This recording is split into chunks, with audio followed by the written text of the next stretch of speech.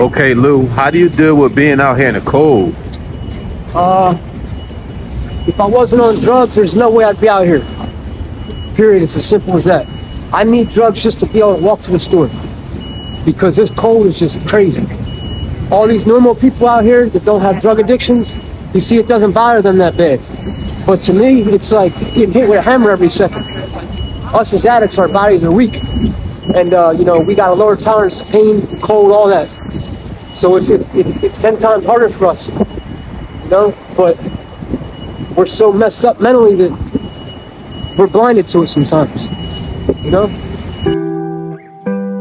All right, so what's a regular day like for you out here?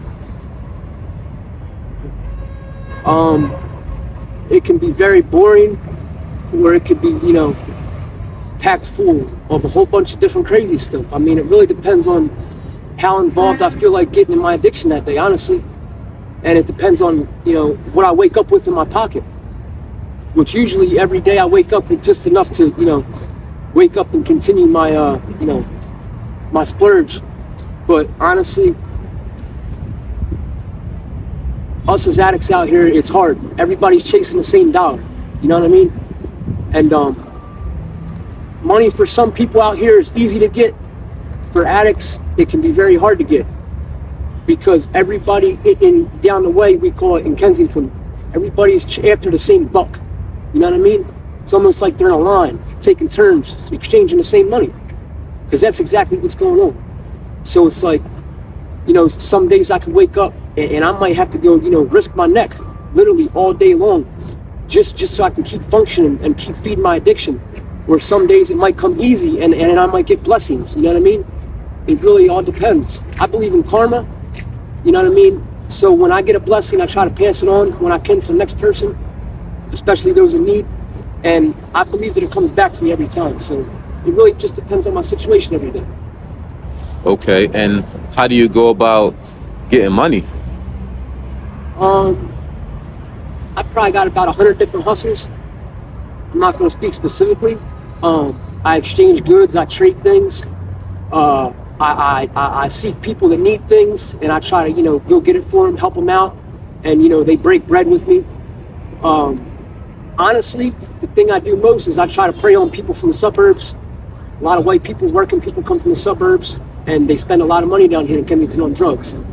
And, I can pick them out like dogs. I mean, I can smell them walking by. You know what I mean? Those who are spending money, and I seek them out. I'm like, yo, blah, blah, blah. I'm such and such, I'm sick, can you help me out? I'll take you to the best. Usually if I put in a good effort, I could probably get about 3 or 4 blessings a day from people. But I really don't like depending on other people for my shit, you know what I mean? So usually it's just easier to just go get it from the muscle. And, people know what I mean. I got you.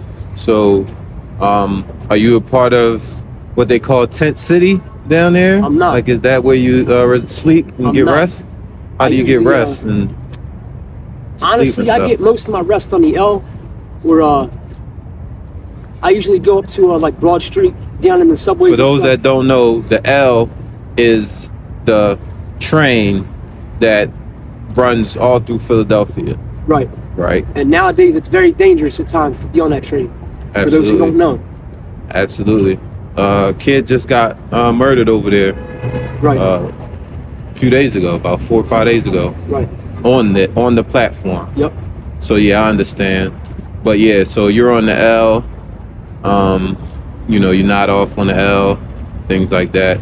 So you don't sleep when you're actually in Kensington? Never. I have PTSD, especially since I got stabbed. Somebody tried to take my life 3 separate times since I've been living down here. And it messes with my mind. I can't sleep around people that are moving. I can't sleep around like busy activity. I can't sleep around blocks. Like even like when I get clean time, like when I'm in jail and stuff and I doze off in bed, all I hear is sirens and gunshots from being in Kensington. I mean, there's teenagers running around with Glocks with switches on them, you know what I mean? Automatic firearms, like it's crazy, bro. And this is the norm for us, That is true. So What's your ultimate plan, man, to get through this? Like, do you have a plan? Have you thought about it? What is the end goal for you? Honestly, the end goal for me is to be one of the ones out of hundreds of thousands and millions of people to say, I beat fentanyl and tranq. I And made it out of Kensington. Correct. And I made it out of Kensington. I think, that alone is enough motivation for me, and I'd like to prevent kids from getting stuck in this life. I really think I can make a difference if I get clean. That'll be dope, man. To see you on the other side of this, helping other people. And I've connected with a lot of people, and for the most part, all the people that's been through this, whether it's addiction or just homelessness, they have a desire to, help people out that are in this situation because, they know what it's like.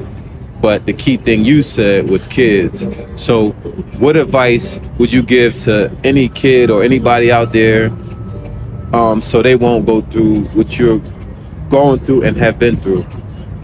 Well, for the first thing, if anybody ever offers you drugs, I don't care if it's weed, if you feel 1% uncomfortable, like it's not for you, don't even think about it. Just be like, nah, I'm cool, just walk away.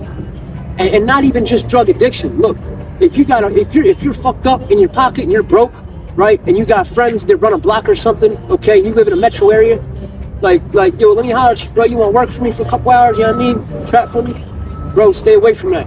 Because before you know it, you're not gonna be able to make it out. And they're not gonna let you out. I don't care who you are. Nobody's untouchable.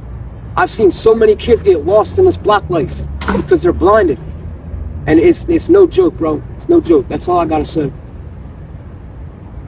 Okay.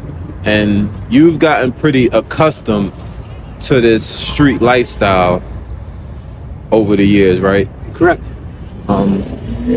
What's the hardest part about it for you after all this time? It's funny you said the hardest part. The hardest part for me is the fact that it's easy. It's easier than living a normal lifestyle. That's the hard part for me. Okay. If that makes any sense. I get it. Hopefully the viewers understand, but that's pretty deep, man. Because you get immune and you start just accepting, everything that comes with it, and it's your norm, it's your daily routine. This is what you do day in and day out. You're gonna get up, hustle, bustle, find a way, and do it all over again. So, hopefully, man, Lou, I would really like to see you get through this, but it starts with you ultimately. And, the first step is getting clean, and, hopefully you figure that part out and, you can overcome it. But, before we go, just, anything that you would like to say to anybody out there, or anything you would like people to know about you? I just want people to know that I'm nobody special. You know what I mean? I'm an addict just like everybody else stuck out here. And to be honest, I got the same chance as everybody. And I think it's important, that we as addicts try to stick together and try to, motivate each other to get it out of this life, because in the end, we're all we got. We're all we got. And if we give up, then it's over. Just like it's easy as that. It's over. We just gotta find a reason to keep surviving every day.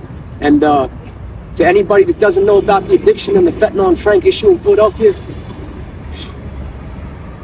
all I gotta say is just stay away from it. And what you hear, they're not stories. This shit is real. Absolutely. What do you think is needed to better your situation? My situation personally, along with other addicts, we need more help from people higher up. Government officials, professional centers, budgets. We need doctors to take more risks. Experimenting with different medication to help us get it off this shit, because Right now, it's like a bunch of scared cats that are scared to try new things to help save our life. And in the end, it's all about money. That's what it's all about. And it's sad because we're dying every single day. Hundreds of us in these streets are dying every day, all because of paperwork and political bullshit. You know what I mean? Rehabs are doing the same shit they were doing 20 years ago. You know what I mean? The drugs are not the same, and they need to understand that. And until they do that and they start doing different things, nothing's gonna change. Got you. All right, Lou, man. Thanks for your time. Thanks for sharing your story. And I really hope that you find the strength to kick the addiction so, you can really start life with Louie.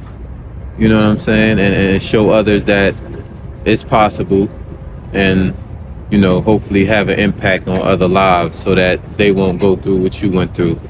I appreciate that. Man, anything you want to say to anybody? Anything you want to say? I just hope people get this message, you know what I mean? And I hope they see this clip. And don't just listen to my story, listen to other people's stories that you get a chance to listen to, you know what I mean? Because everybody has a different story. So, absolutely. that's all I got. All right, Lou. Thank you, man. Yep, thank you.